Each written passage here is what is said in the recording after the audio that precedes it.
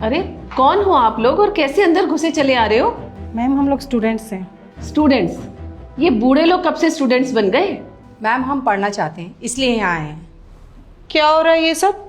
और क्लासरूम में ये सब लोग क्या कर रहे हैं? मैम ये बुढ़िया बोल रही है कि ये स्टूडेंट है। स्टूडेंट? हाँ स्टूडेंट्स। और तुम कौन हो? मैं चाहे जो भी हूँ, लेकिन ये लोग यहाँ पढ़ने के लिए आए हैं, तो प्लीज़ इन्हें पढ़ने दीजिए। तुम्हारा दिमाग खराब हो गया है। ये गवर्नमेंट स्कूल है, यहाँ पर हम बच्चों को पढ़ाते हैं, ना कि किसी भी उम्र के अधेड़ लोगों को। समझी? चलो अब निकलो यहाँ से। किसी को कहीं जाने की जरूरत नहीं है, आप लोग यहीं रुको। अरे तुम्हें प्रिंसिपल मैम की बात समझ में नहीं आ रही क्या? मुझे तो बहुत सही से समझ आ रहा है, लेकिन आप लोगों को हमारी बात समझ नहीं आ रही है। बड़े बदतमीज लोग हो तुम तो। मैम हम पढ़ना चाहते हैं इसीलिए यहाँ आए हैं, तो हमें पढ़ाइए ना। जी हाँ मैम, और आप लोगों का काम तो पढ़ाना ही है ना, तो पढ़ाइए हमें। हाँ हमारा काम है पढ़ाना, लेकिन हम यहाँ बच्चों को पढ़ाते हैं, ना कि आपकी उम्र के बूढ़े लोगों को पढ़ाएंगे। समझे आप लोग? अब आप लोग यहाँ से जाओगे या मैं सिक्योरिटी को बुलाऊं? हम लोग गवार हैं, आप हमें नहीं पढ़ा सकती, लेकिन एक बच्ची को तो पढ़ा सकती हो ना आप। प्रिया। कौन है ये बच्ची? मैम ये वही लड़की है जो कुछ दिन पहले हमारे स्कूल में एडमिशन के लिए आई थी, पर इसकी नीची कास्ट के चक्कर में आपने इसको एडमिशन नहीं दिया था। अच्छा ये वही बच्ची है।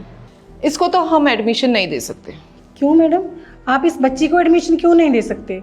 आखिर दिक्कत क्या है? दिक्कत है इसकी कास्ट। इसकी कास्ट हमारी कास्ट से मैच नहीं करती है। अगर इसको यहाँ एडमिशन दे दिया तो और बच्चों पर क्या असर पड़ेगा? यहाँ पर सब बच्चे ऊंची कास्ट के, हम उनके पेरेंट्स को क्या जवाब देंगे? अच्छा, और इस बच्ची के पेरेंट्स को कौन जवाब देगा? हम क्या करें? हम क्यों जवाब देंगे किसी को? अब आप लोग यहाँ से जाओगे या मैं सिक्योरिटी को बुलाऊं? Security police? वैसे भी सर हम आपको ही कॉल करने वाले थे। निकालिए इन्हें यहाँ से। इन्हें निकालूं? शायद आप लोगों को पता भी नहीं आप किससे बात कर रहे हैं। आप लोग जानते भी हैं नहीं ये कौन है? कौन है?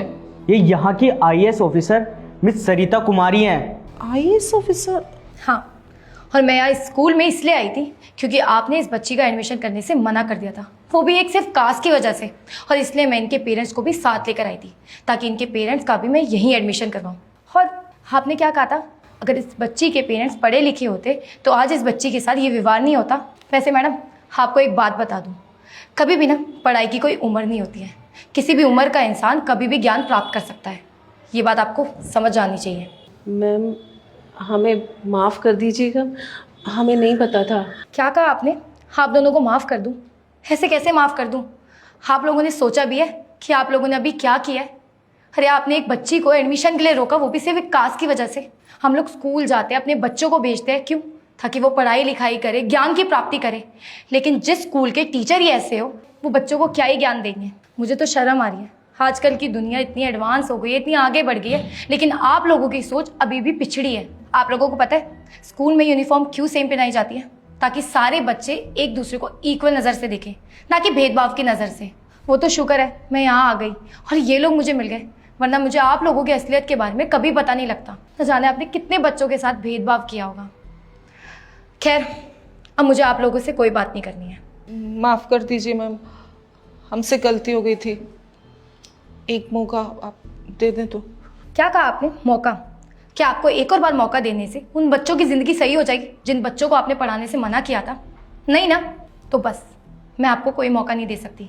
अभी के अभी मेरी नज़रों से चले जाओ, और मैं अभी के अभी आप लोगों को सस्पेंड कर रही हूँ। ऑफिसर ले जाओ इन्हें। जी मैम, चलिए। Sorry ma'am.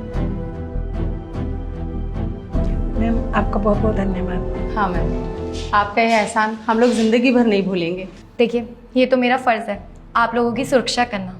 बेटा मैं तो तुम्हें सिर्फ इतना कहूँगी, कभी भी इन जैसे लोगों के आगे डरने की ज़रूरत नहीं है। हमेशा गलत के खिलाफ आवाज़ उठाओ, हम तुम्हारे साथ हैं और मैं तुम्हारा हमेशा साथ दूंगी। बस मन लगा के पढ़ाई करना और अपनी मम्मी का नाम रोशन करना। Thank you ma'am.